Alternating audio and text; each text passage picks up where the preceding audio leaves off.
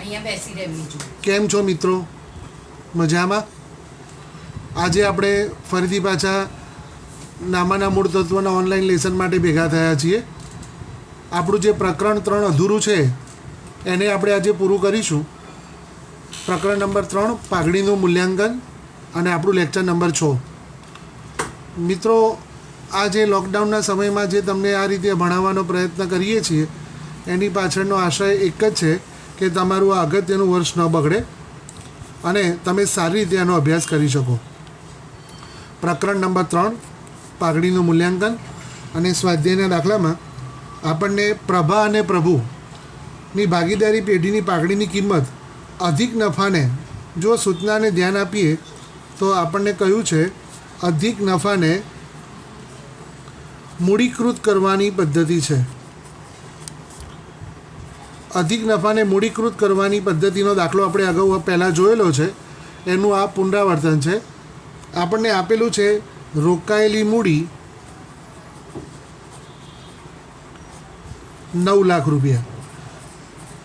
કોઈપણ દાખલાની ગણતરી કરતી વખતે જે વિગતો આપણને આપેલી છે તેને અલગથી આપણે તારવી દઈએ તો દાખલામાં સરળતા વધારે થાય. રોકાયેલી મૂડી 9 લાખ રૂપિયા. ત્યાર પછી આપ્યું છે અપેક્ષિત વળતરનો દર અને એ દર છે 12%. પછી આપણને 5 વર્ષનો નફો આપ્યો છે. અગાઉ પણ આપણે વાત થઈ છે કે પાઘડીના મૂલ્યાંકનમાં સૌથી અગત્યનું જો કોઈ ફેક્ટર્સ હોય તો તે નફો છે અને અહીંયા 5 વર્ષનો નફો આપ્યો છે. રકમ જોતાં એવી ખબર પડે કે પહેલા વર્ષે નફો 1 લાખ છે, બીજા વર્ષે 1.40, પછી 1.30, એટલે બીજા વર્ષે વધ્યા પછી ત્રીજા વર્ષે ઘટે છે, પછી 1.50 પાછો વધે છે, પાછો 1.80 વધે છે. પરંતુ એક વર્ષમાં નફાની કિંમતમાં ઘટાડો થાય છે એટલે આપણે આને સરેરાશ પદ્ધતિ એટલે કે સાદી સરેરાશ પદ્ધતિથી આપણે નફો ગણવામાં આવશે. સૌથી પહેલાં આપણે અપેક્ષિત વળતરના દરને અને રોકાયેલી મૂડીને ધ્યાનમાં રાખીને અપેક્ષિત નફો આપણે શોધીશું. તો ગણતરીના ભાગરૂપે પહેલું આપેલું છે અપેક્ષિત નફો શોધવાનો. અપેક્ષિત નફો આપણને આ રીતે મળશે: રોકાયેલી મૂડી ગુણ્યા અપેક્ષિત વળતરનો દર. તો રોકાયેલી મૂડી છે 9 લાખ અને અપેક્ષિત વળતરનો દર છે 12%. એટલે કે 9 લાખના 12% 1,08,000 રૂપિયા એ આપણો અપેક્ષિત નફો આવશે. પ્રશ્નમાં તમને કહ્યું છે અધિક નફાને મૂડીકૃત કરવા, એટલે સૌથી પહેલાં તો તમારે અધિક નફો શોધવો પડે અને અધિક નફાનું સૂત્ર છે અપેક્ષિત નફો માઇનસ સરેરાશ નફો. તો સરેરાશ નફો માઇનસ અપેક્ષિત નફો. હવે આપણે સરેરાશ નફો શોધીશું. સરેરાશ નફો શોધવા માટે 5 વર્ષના નફાનો આપણે સરવાળો કરીશું. એનું સૂત્ર બનશે કુલ નફો ભાગ્યા કુલ વર્ષ. કુલ નફો ભાગ્યા કુલ વર્ષ. તો કુલ નફો જે છે 1 લાખ વત્તા 1.40 વત્તા 1.30 વત્તા 1.50 અને વત્તા 1.80 ભાગ્યા 5 વર્ષ. 5 વર્ષનો સરવાળો થાય 7 લાખ રૂપિયા ભાગ્યા 5 વર્ષ 1,40,000 રૂપિયા. એ આપણો સરેરાશ નફો હશે.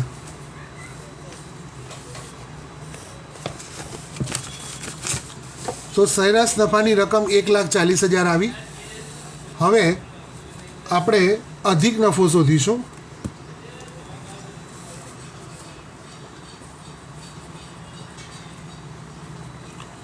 અધિક નફાનું સૂત્ર છે સરેરાશ નફો માઇનસ અપેક્ષિત નફો. આપણો સરેરાશ નફો 1,40,000 છે અને અપેક્ષિત નફો 1,08,000 છે.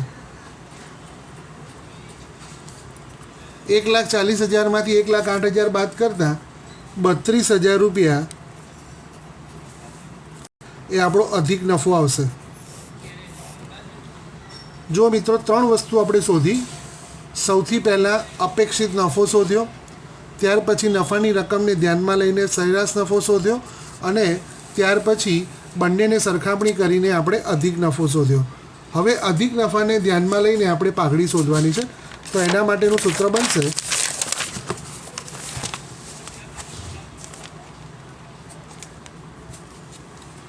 પાઘડી બરાબર અધિક નફો ભાગ્યા અપેક્ષિત વળતરનો દર. અધિક નફો 32,000 રૂપિયા આપણે શોધેલો છે. 32,000 રૂપિયા અધિક નફો. અપેક્ષિત વળતરનો દર 12% છે, તો 12 અને ગુણ્યા 100 થશે. એટલે આપણી રકમ 2,66,666.67 એટલે કે 2,66,667 રૂપિયા પૂર્ણાંક કિંમત કરતાં આવશે અને આ આપણી પાઘડી ગણાશે. તો આ પ્રમાણે અધિક નફાને મૂડીકૃત કરવાની પદ્ધતિથી પાઘડીની ગણતરી થશે. સમજ પડી ગઈ મિત્રો? હવે આ જ સમજણને આગળ વધારવા માટે સ્વાધ્યાયનો છેલ્લો દાખલો આપણે ગણીશું. આ જે દાખલાઓ મેં તમારી સામે ગણ્યા છે એ બધા જ વિદ્યાર્થીઓએ ફરજિયાત પોતાની રીતે બીજી વખત સમજીને ગણવાના છે અને આ ચેપ્ટરને સરસ રીતે તમારે સમજવાનું છે. આગળનો દાખલો વિચારીએ. એમાં ભાગીદારોના નામ રાજેશ અને હરેશ છે. રાજેશ અને હરીશ એક ભાગીદારી પેઢીના ભાગીદારો છે. તેમના ભાગીદારોની માહિતી પરથી પાઘડીની કિંમત અધિક નફાની 2 વર્ષની ખરીદીને આધારે ગણવાની છે. જો અહીંયા તમને શબ્દો ઉપર વજન આપીએ તો અધિક નફાની 2 વર્ષની ખરીદી. આગળ જે હમણાં દાખલો ગણ્યો એ અધિક નફાને મૂડીકૃત કરવાની પદ્ધતિ, એટલે કે અધિક નફો શોધ્યા પછી આપણે પાઘડીનું આ સૂત્ર મૂકવાનું, અધિક નફો ભાગ્યા અપેક્ષિત વળતરનો દર. અને આ દાખલામાં અધિક નફાની 2 વર્ષની ખરીદીના આધારે, એટલે કે અધિક નફો શોધ્યા પછી ગુણ્યા 2 વર્ષ કરવાના છે. બસ આટલી પ્રાથમિક સમજ જો તમને ખબર પડી જાય તો અધિક નફાને મૂડીકૃત કરવાની પદ્ધતિ અને અધિક નફાની પદ્ધતિનો તફાવત તમને ખબર પડી જશે. દાખલાની રકમના ભાગરૂપે તમને રોકાયેલી મૂડી આપેલી છે 8 લાખ રૂપિયા. તો રોકાયેલી મૂડી 8 લાખ રૂપિયા છે. પછી બીજી વિગત અપેક્ષિત વળતરનો દર આપેલો છે. અહીંયા આપેલો છે 12% અને 3 વર્ષનો નફો આપેલો છે. આ 3 વિગતો આપી છે. નફાની રકમને આપણે જોઈએ તો પહેલા વર્ષે 1,20,000 નફો છે, બીજા વર્ષે 90,000 નફો છે એટલે કે ઘટે છે, અને ત્રીજા વર્ષે 1,50,000 છે એટલે કે વધે છે. તો નફો વધઘટ થાય છે એટલે આપણે સાદી સરેરાશની પદ્ધતિ અપનાવીશું. દાખલાની ભાગરૂપે આપણે અપેક્ષિત વળતરનો નફો શોધવાનો છે અને સરેરાશ નફો શોધવાનો છે અને આ બંનેને સરખાવીને તમારે અધિક નફો શોધવાનો છે. સ્ટેપ ખબર પડી ગઈ? સૌથી પહેલાં આપણે અપેક્ષિત નફો શોધીશું. અપેક્ષિત નફો બરાબર રોકાયેલી મૂડી ગુણ્યા અપેક્ષિત વળતરનો દર. હવે જો દાખલામાં રોકાયેલી મૂડી કદાચ ના આપી હોય તો તમારે આગળનું એક સૂત્ર યાદ રાખવું પડે. કુલ મિલકતો માઇનસ કુલ દેવા એટલે તમારી મળશે રોકાયેલી મૂડી, અને એ રોકાયેલી મૂડીને અપેક્ષિત વળતરના દર સાથે ગુણાકારમાં મૂકીએ એટલે તમને અપેક્ષિત નફો મળશે. આ દાખલામાં તો રોકાયેલી મૂડી 8 લાખ રૂપિયા આપી દીધી છે, અપેક્ષિત વળતરનો દર પણ 12% આપી દીધો છે. તો રોકાયેલી મૂડી 8 લાખ ગુણ્યા અપેક્ષિત વળતરનો દર 12% એટલે તમારી રકમ આવશે 96,000 રૂપિયા. અને આ 96,000 રૂપિયા એ અપેક્ષિત નફાની રકમ કહેવાશે. તો સૌથી પહેલું સ્ટેપ આપણે અપેક્ષિત નફો શોધવાનો હતો અને અપેક્ષિત નફો આપણે 96,000 રૂપિયા શોધી ચૂક્યા છીએ. હવે સરેરાશ નફો શોધવાનો છે. નફાની રકમ દર વર્ષે એક સરખી કે વધઘટ થાય છે એટલે આપણે વિચારી શકીએ કે આમાં સાદી સરેરાશ વાપરવાની છે. તો સૌથી પહેલાં લખાશે સૂત્ર કુલ નફો ભાગ્યા કુલ વર્ષ. તો કુલ નફો છે પહેલા વર્ષે 1,20,000, ત્યાર પછી 90,000 અને ત્રીજા વર્ષે 1,50,000. આ 3 વર્ષના નફાને 3 વર્ષ વડે આપણે ભાગીએ તો 3,60,000 ભાગ્યા 3 વર્ષ, સરેરાશ નફો 1,20,000 આવશે.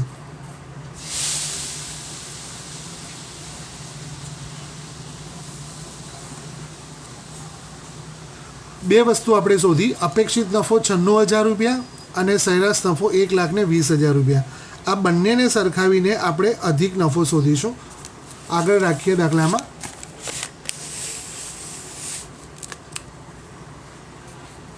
હવે શોધાશે અધિક નફો. અધિક નફાનું સૂત્ર છે સરેરાશ નફો માઇનસ અપેક્ષિત નફો.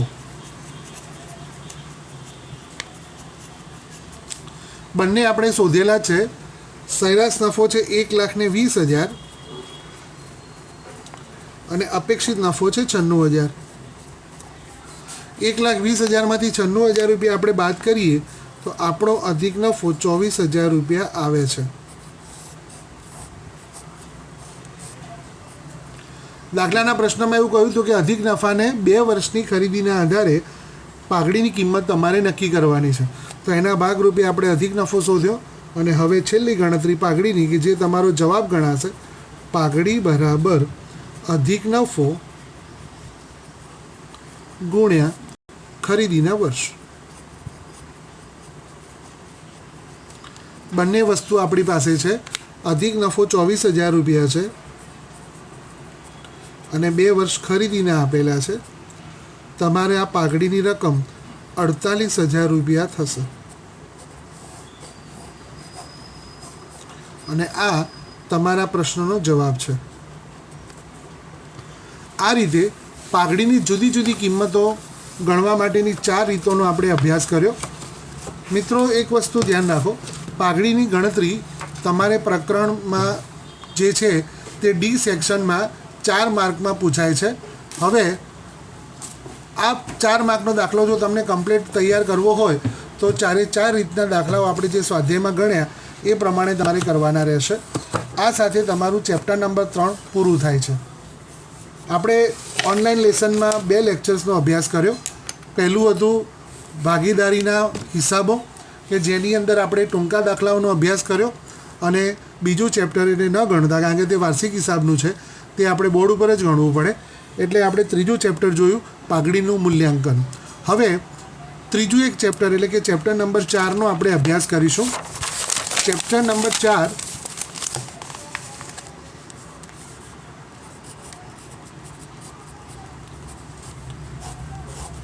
પ્રકરણ 4, જેનું નામ છે ભાગીદારીનું પુનર્ગઠન.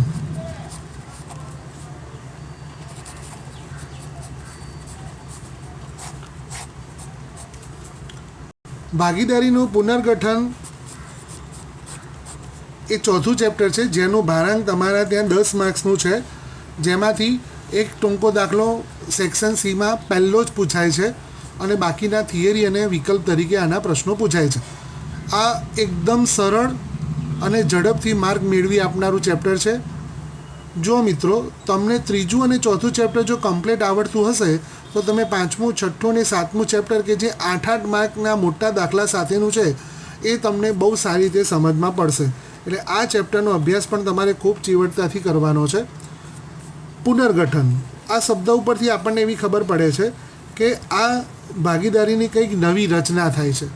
પુનર્ગઠનનો અર્થ થયો નવી રચના થવી. તો એ પુનર્ગઠનના કારણો કયા હોઈ શકે, એ સૌથી પહેલો થિયરીનો આપણો ભાગ છે. તો આગળ આપણે અભ્યાસને વ્યવસ્થિત ચલાવીએ. સૌથી પહેલાં એક મુદ્દો થિયરીમાં આવે છે કે ભાગીદારીમાં થતા ફેરફારના કારણો. એવા કયા કારણો છે કે ભાગીદારીમાં ફેરફાર થાય છે? આ પ્રશ્ન થિયરીના ભાગરૂપે પણ આવે છે. સૌથી પહેલો છે કે પેઢીના ભાગીદારો વચ્ચે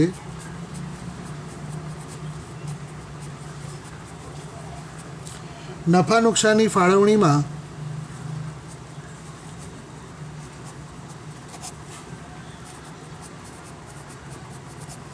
પ્રમાણમાં ફેરફાર થાય. સૌથી પહેલો આ મુદ્દો છે કે પેઢીના ભાગીદારો વચ્ચે જે નફા નુકસાનની ફાળવણીનું પ્રમાણ હોય તેમાં ફેરફાર થાય તો ભાગીદારીમાં ફેરફાર થયો તેમ કહેવાય. દાખલા તરીકે એક્સ અને વાય એ 1:1ના પ્રમાણમાં એટલે કે સરખા પ્રમાણમાં નફો નુકસાન વહેંચતા ભાગીદારો છે. હવે કોઈક કારણસર એક્સ અને વાય વચ્ચે ભાગીદારીનું પ્રમાણ 5:3 કરવામાં આવે તો પહેલાં સરખા ભાગે વહેંચતા હતા, હવે 5:3માં ફેરફાર કરે છે. એટલે કે એ નફા નુકસાનની ફાળવણીમાં ફેરફાર થયો એટલે ભાગીદારીનું પુનર્ગઠન થયું તેમ કહેવાય. બીજું છે ભાગીદારી પેઢીમાં નવા ભાગીદારનો પ્રવેશ થાય.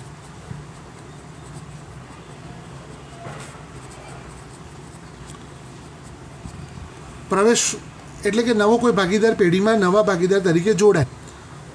ઘણા બધા કારણો છે જેના માટે ચેપ્ટર નંબર 5 આપણને અલગથી આપેલું છે.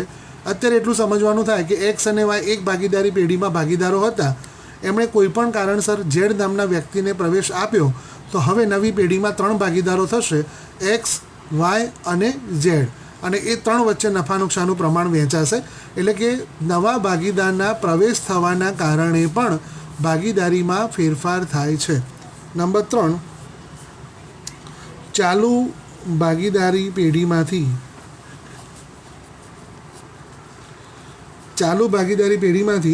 કોઈ ભાગીદારની નિવૃત્તિ થાય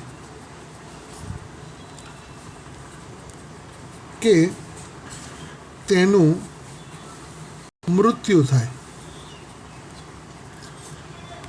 ધારો કે 2 ભાગીદારો કે 3 ભાગીદારોથી ચાલતી કોઈ ભાગીદારી પેઢી છે, એમાંથી કોઈક ભાગીદાર કોઈક કારણસર નિવૃત્ત થાય અથવા તેનું મૃત્યુ થાય તો પણ હવે જે બાકી રહેલા ભાગીદારોમાં ફેરફાર થયો છે તેમ કહેવાશે. તો આ 3 મુખ્ય કારણો છે. સૌથી પહેલું નફા નુકસાનનું પ્રમાણ બદલાય, બીજું છે નવા ભાગીદારનો પ્રવેશ થાય, અને ત્રીજું છે ચાલુ ભાગીદારોમાંથી કોઈ ભાગીદારની નિવૃત્તિ થાય કે તેનું મૃત્યુ થાય. તો હવે આ 3 વસ્તુ તમારે થિયરીમાં ભાગ યાદ રાખવાનો છે કે ભાગીદારીમાં ફેરફાર કેમ થાય અને તેના કારણો.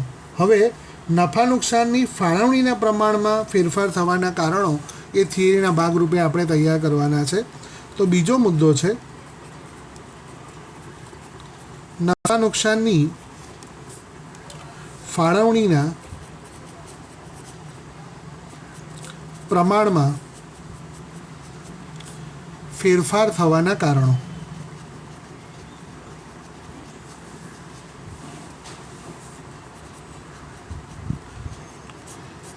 એવા કયા કારણો છે કે નફા નુકસાનનું પ્રમાણ બદલાય? તો એ પણ એક થિયરીના ભાગરૂપે બોર્ડની પરીક્ષાઓમાં અને સ્કૂલની પરીક્ષાઓમાં પૂછાય છે. સૌથી પહેલો મુદ્દો છે કે જે ભાગીદાર પેઢીનું સંચાલન કરતો હોય, સંચાલન એટલે તમામ પ્રકારની કાર્યવાહી કરવાનું તે કામ કરતો હોય, તે તેની નાદુરસ્તી એની તબિયત સારી ના રહે કે અંગત કારણસર ધંધાનું સંચાલન કરી શકે તેમ ન હોય.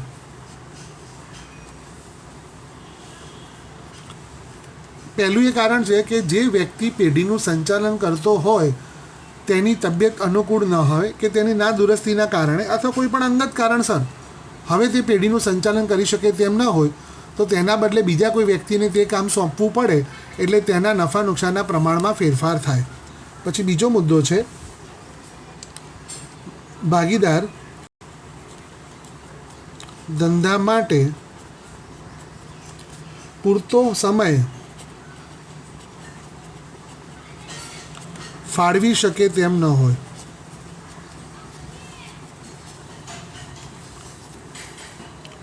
ત્યારે પહેલાં જેટલો સમય ભાગીદાર ધંધાકીય પેઢીમાં હાજર રહેતો હોય તેના કરતાં હવે કોઈ ભાગીદાર ઓછો સમય જો ફાળવી શકતો હોય ત્યારે તેનું કાર્ય બીજા કોઈને સોંપવું પડે એટલે નફા નુકસાનનું પ્રમાણ ત્યારે બદલાશે. ત્રીજું કાર્ય છે જૂના ભાગીદારની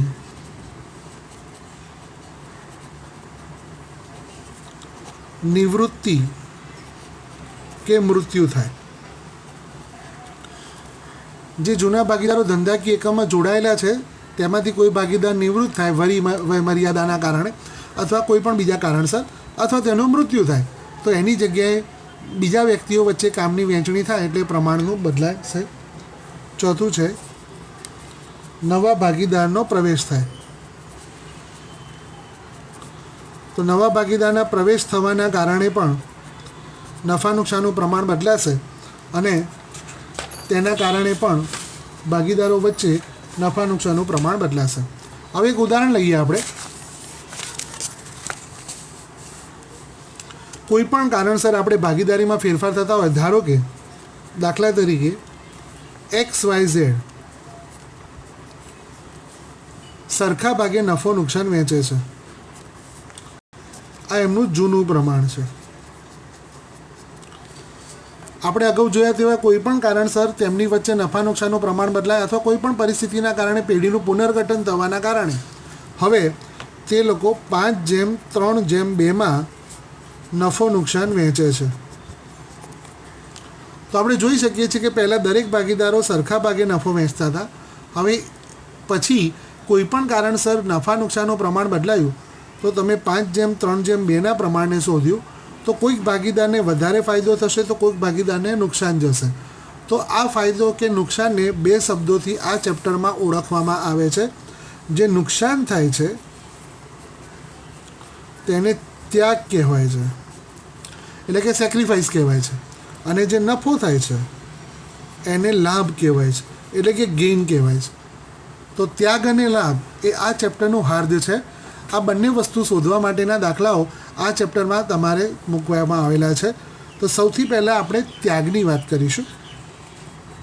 ત્યાગ એટલે કોઈ પણ ભાગીદારે પોતાને મળતા નફામાંથી નવા આવતા ભાગીદારને કે પ્રમાણ બદલવાના કારણે અગાઉ મળતો નફો હોય એના કરતાં ઓછો નફો મળે તો એને ત્યાગ થયો છે તેમ કહેવાય. હવે ત્યાગના પ્રમાણમાં આપણે વિચારીએ, જૂના ભાગીદારો વચ્ચે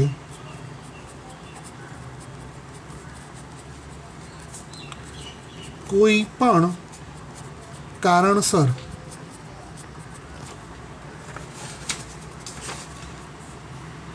પણ કારણસર પોતાના ભાગનો નફો જતો કરવો પડે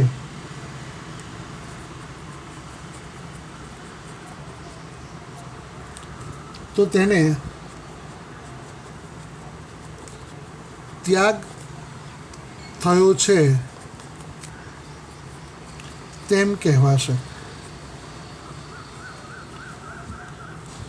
કોઈ પણ કારણસર પોતાનો જે અગાઉ મળતો નફાનો ભાગ છે તે જતો કરવો પડે તો તે જતો કરવો પડતો ભાગ છે તે તેને ત્યાગ કહેવાશે. એટલે કે ત્યાગનું સૂત્ર આપણી પાસે બનશે, આ ખાસ યાદ રાખવાનું છે. ત્યાગનું સૂત્ર એટલે ભાગીદારનો જૂનો ભાગ માઇનસ ભાગીદારનો નવો ભાગ. એટલે કે નફા નુકસાનનું જૂનું પ્રમાણ માઇનસ નફા નુકસાનનું નવું પ્રમાણ, એટલે તમને જે જવાબ મળશે તે ત્યાગ મળશે તેમ કહેવાશે. આનો અર્થ એવો થયો કે જ્યારે ભાગીદારને, આ ત્યાગની વ્યાખ્યા છે, ભાગીદારને મળતું નફાનું જૂનું પ્રમાણ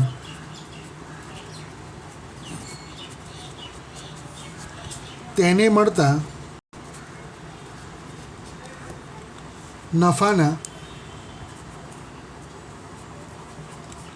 નવા પ્રમાણ કરતાં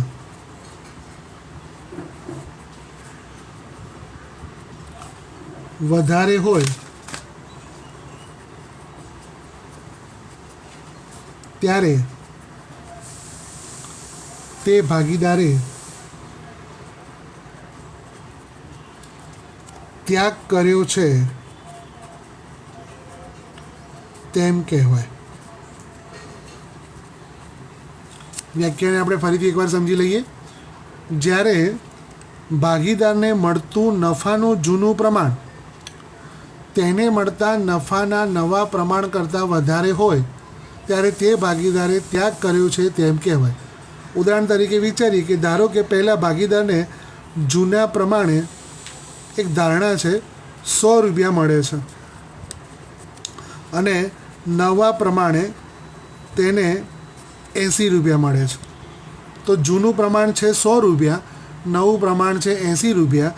તો જૂનું પ્રમાણ એ નવા પ્રમાણ કરતાં વધારે છે એટલે કે ભાગીદારને હવે 20 રૂપિયા ત્યાગ થયો છે તેમ કહેવાશે. સમજ પડી ગઈ? તો આ એક ત્યાગની ગણતરી છે કે નફા નુકસાનનું નવું અને જૂનું બંને પ્રમાણ જ્યારે આપેલા હોય ત્યારે તમારે સરખામણી કરવા માટે આ સૂત્ર વાપરવાનું. ત્યાગનું સૂત્ર છે ભાગીદારનું જૂનું પ્રમાણ માઇનસ ભાગીદારનું નવું પ્રમાણ. અને તમારો જવાબ જો પ્લસ આવે તો તમારે ત્યાગ થયો છે તેમ કહેવાય અને માઇનસ જવાબ આવે તો લાભ થયો છે તેમ કહેવાશે. તો આ ગણતરી તમારે ખાસ યાદ રાખવાની છે. હવે આપણે લાભની ગણતરી વિચાર કરીએ. મિત્રો, લાભ એટલે તમને શબ્દ ઉપરથી જ ખબર પડે છે કે કોઈ ભાગીદારને પોતાને મળતા જૂના પ્રમાણ કરતાં નવું પ્રમાણ વધારે મળતું હોય તો તેને લાભ કહેવાશે. હવે લાભનો વિચાર કરીએ. ચાલુ ભાગીદારો વચ્ચે નફા નુકસાનની વહેંચણીના ફેરફારના કારણે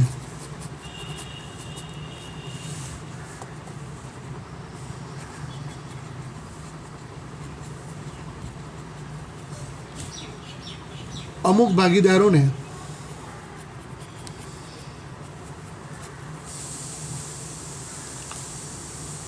નફામાં પહેલાં કરતાં વધુ ભાગ મળે છે. આ પ્રમાણને લાભનું પ્રમાણ કહેવાય છે.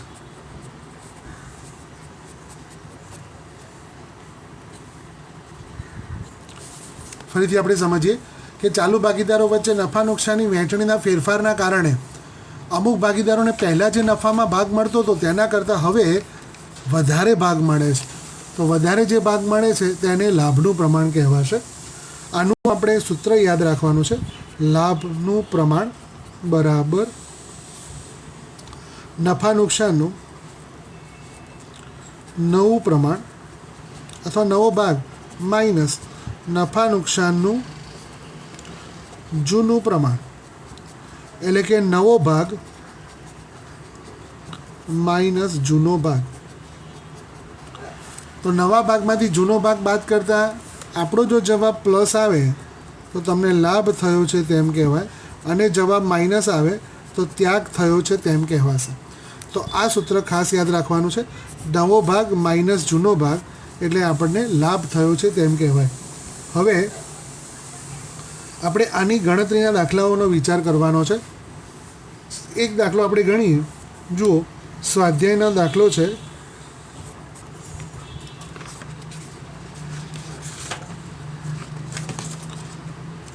એક દાખલા ગણ્યા પછી આ પ્રકરણમાં તમારે એક નવું ખાતું બનાવતા શીખવાનું છે અને એ ખાતાનું નામ છે પુનઃમૂલ્યાંકન ખાતું. હું એક જ દાખલો ગણીશ, પછી આપણે પુનઃમૂલ્યાંકન ખાતાની થિયરી તરફ વળીશું. સ્વાધ્યાયનો દાખલો છે પેજ નંબર 139 ઉપર અમર અને અકબર. આ લાભ અને ત્યાગને સારી રીતે સમજી શકો એટલા માટે એક દાખલો ગણું છું, પછી સ્વાધ્યાયના બધા દાખલા આપણે ગણીશું. અમર અને અકબર આ બે ભાગીદારો છે. એક ભાગીદારી પેઢીના સરખા હિસ્સે નફો નુકસાન વહેંચતા ભાગીદારો છે. મિત્રો, તારવણી કરીએ તો જૂનું પ્રમાણ એ સરખું છે 1:1 અને બધા ભાગીદારો નફા નુકસાનની ફાળવણીનું પ્રમાણ બદલીને ભવિષ્ય માટે અનુક્રમે 3:2 કરવાનું નક્કી કર્યું છે. એટલે કે નવું પ્રમાણ 3:2 નક્કી કર્યું છે. દાખલામાં આપણી પાસે રકમમાં બે પ્રમાણ છે, જૂનું પ્રમાણ અને નવું પ્રમાણ. આ સંજોગોમાં કયા ભાગીદારે કેટલો ત્યાગ કર્યો છે તે જણાવો. હું બંને ગણતરી કરીશ, લાભ અને ત્યાગ બંને, એટલે તમે એક જ ઉદાહરણથી બે ગણતરી સમજી શકો. આપણે પહેલાં ત્યાગની વાત કરીએ તો ત્યાગનું સૂત્ર છે જૂનું પ્રમાણ માઇનસ નવું પ્રમાણ, અને લાભનું સૂત્ર છે નવું પ્રમાણ માઇનસ જૂનું પ્રમાણ. હવે કશું ધ્યાન આપો મિત્રો કે જે પ્રમાણ આપ્યું છે એ પ્રમાણનો પહેલાં તમારે સરવાળો કરવાનો છે.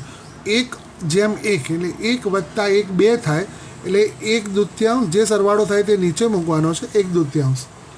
3 + 2 5 થાય, એટલે 3/5 અને 2/5. તો આ રીતે પ્રમાણને તમારે પહેલાં સરવાળો કરીને પ્રમાણને સરખું કરવાનું છે. ત્યાર પછી આપણે ગણતરી કરીએ. પહેલા ભાગીદારની વાત કરીએ તો અમરનું જૂનું પ્રમાણ 1/2 છે, તો અહીંયા લખીશું 1/2 જૂનું પ્રમાણ. નવું પ્રમાણ 3/5 છે, માઇનસ કરીશું 3/5. હવે મિત્રો 1/2 અને 3/5 બાદ કરવાના. સામાન્ય રીતે લસાની પદ્ધતિનો ઉપયોગ થશે. એક સિમ્પલ મેથડ હું તમને શીખવાડું છું. પહેલાં છેદનો ગુણાકાર કરવાનો, એટલે કે 5 × 2, તો 5 અને 2નો ગુણાકાર 10 થશે, તો અહીંયા લખવાના 10. પછી ક્રોસ ગુણાકાર કરો, 5 × 1 5 અને 3 × 2 6, તો 5માંથી 6 જાય એટલે -1/10 એ તમારો જવાબ આવ્યો. અગાઉ આપણે વાત કરી હતી કે ત્યાગના સૂત્રમાં માઇનસ જવાબ આવે તો તમારે લાભ થયો છે તેમ કહેવાશે, એટલે લાભ થયો એ પરિણામ તમારે લખવાનું. ખ્યાલ આવી ગયો? હું ફરીથી બોલું છું. 1/2 કેવી રીતે આવ્યા? 1/1, 1 + 1 એટલે 2 થાય, અને એ જે સરવાળો છે તે દરેકના નીચે મુકાશે, એટલે 1/2 અને 1/2. હવે 3/2 એટલે 3 + 2 5 થાય, ભાગાકારમાં મૂકીએ 3/5 અને 2/5. તો હવે ત્યાગનું સૂત્ર જૂનું પ્રમાણ માઇનસ નવું પ્રમાણ. તો પહેલા ભાગીદારનું જૂનું પ્રમાણ 1/2 છે અને નવું પ્રમાણ 3/5 છે. તો 1/2માંથી 3/5 આપણે બાદ કરવાના છે. લસા લેતા વખતે 2 અને 5નો ગુણાકાર 10 થશે. 5ને ક્રોસ ગુણાકાર કરી તો 5 × 1 5, 2 × 3 6. 5માંથી 6 બાદ કરો એટલે -1/10. ત્યાગના સૂત્રમાં માઇનસ જવાબ આવ્યો એટલે લાભ થયો છે તેમ કહેવાય. તો અમરને લાભ થાય છે. બીજું આપણે ગણીએ અકબર. તો અકબરનું જૂનું પ્રમાણ છે 1/2 અને નવું પ્રમાણ છે 2/5. તો 1/2 અને 2/2 બાદ કરવાના છે. તો પહેલાં 5 અને 2નો ગુણાકાર, તો 5 × 2 10 થશે. 5ને 1 સાથે ગુણીએ એટલે 5, 2ને 2 સાથે ગુણીએ એટલે 4. તો 5માંથી 4 જાય એટલે તમારો જવાબ આવશે 1/2, અને આ જવાબ પ્લસ આવે છે, એટલે કે ત્યાગ થયો તેમ કહેવાય. એક વસ્તુ ધ્યાન રાખજો, જવાબ હંમેશા તમારો 0 થાય. એક વ્યક્તિને 1 રૂપિયો લાભ થાય છે તો બીજા વ્યક્તિને 1 રૂપિયો ત્યાગ થાય છે. તો ત્યાગ અને લાભ બંનેનું પરિણામ 0 આવે તો તમારો દાખલો સાચો થયો છે તેમ કહેવાય. હવે આપણે લાભની ગણતરી કરીએ. લાભની અંદર પહેલા ભાગીદારનું નામ લખીશું અમર.